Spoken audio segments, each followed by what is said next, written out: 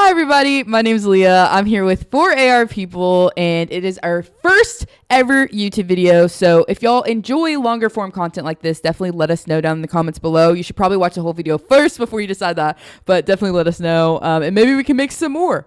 I don't know. We could. All right. So it's a new year here in Arkansas and it is an odd number year. So we all know what that means. Legislative session. Here in Arkansas, the Arkansas Legislature is getting ready to convene for legislative session on Monday, January 13th.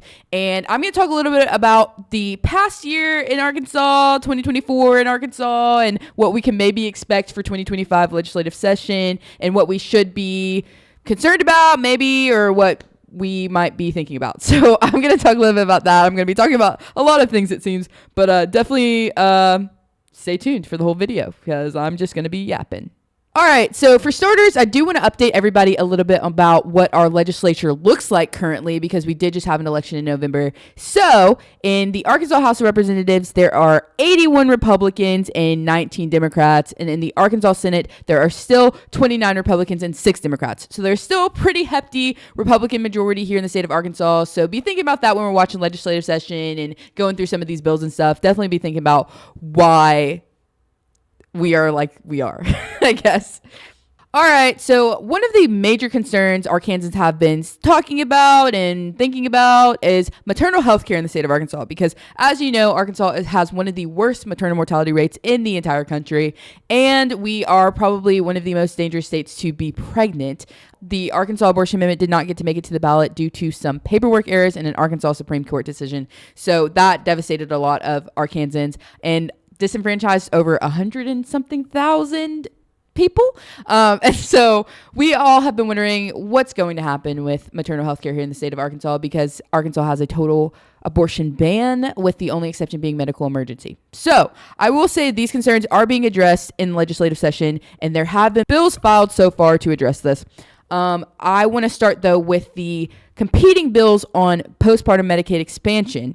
And so there's House Bill 1004 by Representative Aaron Pilkington, who is a Republican, and that would expand postpartum Medicaid coverage to 12 months. And then there's House Bill 1008, which was Representative Andrew Collins, who is a Democrat, would expand postpartum Medicaid coverage to 12 months without the requirement to attempt enrollment in AR Home first. And AR Home is basically just a program that uses Medicaid dollars to pay for private health insurance like Blue Cross Blue Shield or Ambetter. So I do want to say a few things about this. I'm really interested into seeing what happens with both of these and hearing both of them talk about it. I think we all can agree that maternal health care is important and should be addressed, especially here in our state where we rank low in so many things.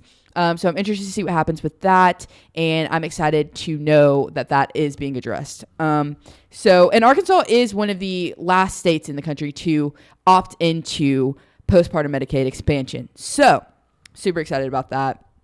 And let's move on.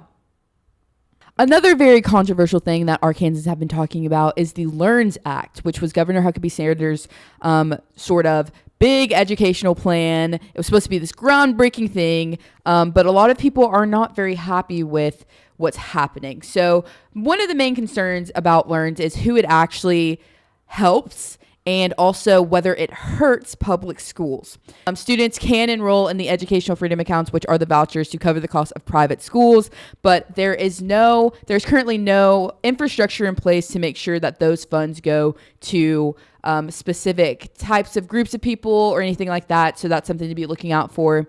So in regards to LEARNS, Representative Andrew Collins filed House Bill 1020, which would repeal the educational freedom accounts and expand special ed qualification categories and creates a new fund called Community Schools Act Fund. So definitely let me know what y'all think about that in the comments below. I know LEARNS has been controversial since it started. So definitely sound off in the comments below. I would love to read them. All right, moving on to reproductive health care. So as I mentioned before, the Arkansas abortion amendment did not get to make it on the ballot, and Arkansas is under a total abortion ban right now, with the only exception being medical emergency or the life of the mother. And so Representative Andrew Collins, he filed like 40 bills on his own. He's been a busy man, but he filed House Bill 1001, which would essentially restore Roe v. Wade protections in the state of Arkansas. So let us know what you think about that in the comments below. How far do you think that's going to get? I'm really interested. Obviously, I think that's a good thing, but we'll see what happens.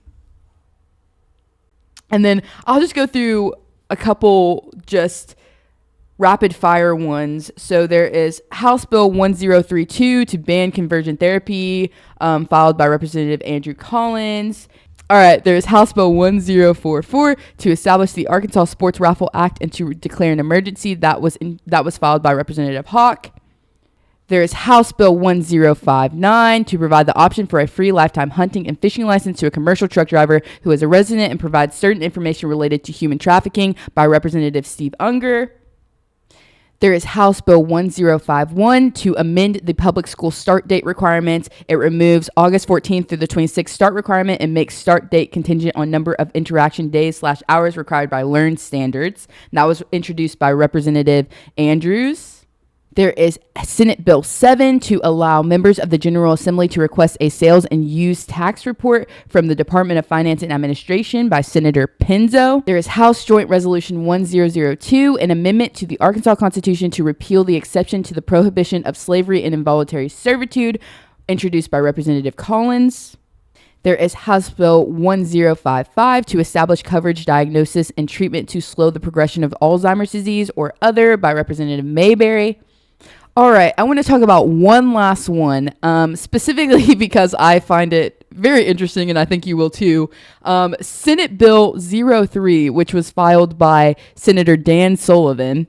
It is the Senate bill to prohibit discrimination or preferential treatment by the state of Arkansas and other public entities. And what that is it is an anti-affirmative action bill that repeals 1, higher education minority retention programs, 2, minority teacher and administrator recruitment and retention plan, 3, Arkansas Department of Education equity compliance report, and 4, the affirmative action report. It completely removes any agency or state department requirement to have an equal employment hiring program. I mentioned a lot of issues that Arkansans have been talking about and bills that go with them. And I don't know if this has been a hot button topic in the state of Arkansas, but I would like to know what y'all think. I want to know what y'all think about all of these. Is this necessary? I would like to remind you the state of Arkansas is last in almost every important category as it relates to health and raising families and education and things like that. So I wonder if this is something that we absolutely need and is absolutely necessary, and that we should be spending tax dollars to legislate. So let me know, sound up in the comments below, because I'm really interested on that. And I know I said a lot of commentary on that one specifically, but that one is very interesting to me. Lastly, I want to talk a little bit about the appointments made by Governor Huckabee Sanders after November, because we had elections and there were vacancies. So I want to talk about Secretary of State. Governor Sarah Huckabee Sanders appointed Cole Jester to Secretary of State because, as you recall, John Thurston, who was the previous Secretary of State, ran for state treasurer in a special election and won. And so there was a vacancy, and she appointed Cole Jester, who I believe was her deputy chief legal counsel. And then to the Supreme Court, there was a vacancy in Karen Baker's seat because she ran for Chief Justice and won. So there was a vacancy in her seat Governor Sarah Huckabee Sanders appointed Nicholas Bronny, who was the Arkansas Solicitor General, and then Cody Highland, who was already filling a vacancy, just got reappointed to that same vacancy. So she reappointed Cody Highland and then Arkansas Solicitor General Nicholas Bronny to the Supreme Court, and then Cole Jester to the Secretary of State. I'm interested to know what y'all think. I know the Secretary of State is pretty young, but it doesn't matter how old you are. But he is pretty young, and that's a big achievement for his age. All right, y'all, that's all for our first video. If y'all liked it, definitely let us know in the comments and like this video and subscribe. All those buttons are there somewhere. If y'all think that we should do more of these, definitely let us know. And what do y'all think is going to happen during legislative session? Are y'all excited? Are y'all nervous? I'm super excited. We will be following it. Follow us on our Instagram, Twitter, Bluesky, TikTok, all of those things. We're going to be covering it extensively. And yeah, y'all have a great rest of the day. Let's go. Bye.